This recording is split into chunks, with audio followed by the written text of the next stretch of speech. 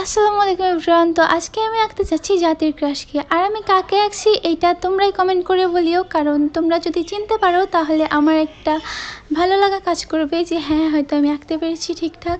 আর তোমাদের যাদের স্কেচ লাগবে তারা যারা টিকটক থেকে দেখছো তারা আমার টিকটকের বাইরে থাকা ইউটিউব চ্যানেলটি সাবস্ক্রাইব করে দেবা, আর যারা ইউটিউব থেকে দেখছো তারা অবশ্যই সাবস্ক্রাইব করে দিবা আর একটা কমেন্ট করে যাবা, নেক্সট ভিডিওতে তোমাদের স্কেচ করে দেওয়া হবে।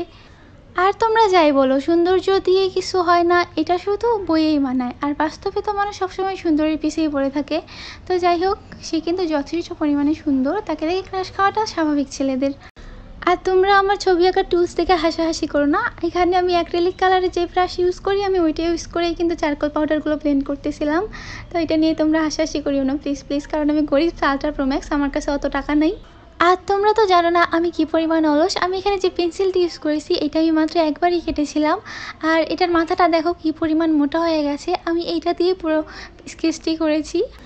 বারবার পেন্সিল কাটা আমার কাছে একদম শাস্তির মতো লাগে। আর তাছাড়া এখানে আমি চারকোল পেন্সিল ইউজ করেছি, যেটা তোমরা নর্মাল কাটারে কাটতে পারবে না, এটা দিয়ে যে কোনো নাইফ বা প্লেট দিয়ে কাটতে হয়। তো ওইটা তো আরও প্যারাদায়ক। আর আবারও বলছি, তোমরা যারা ভিডিওতে এখনও লাইক করেনি তাদের লাইক করে দাও, আর যারা নতুন আসো তারা সাবস্ক্রাইব আর ফলো দুইটাই করে দাও। আর যাদের স্কেচ লাগবে তারা আমার ইউটিউব চ্যানেলটা সাবস্ক্রাইব করে দিবা আর একটা কমেন্ট করে যাবা।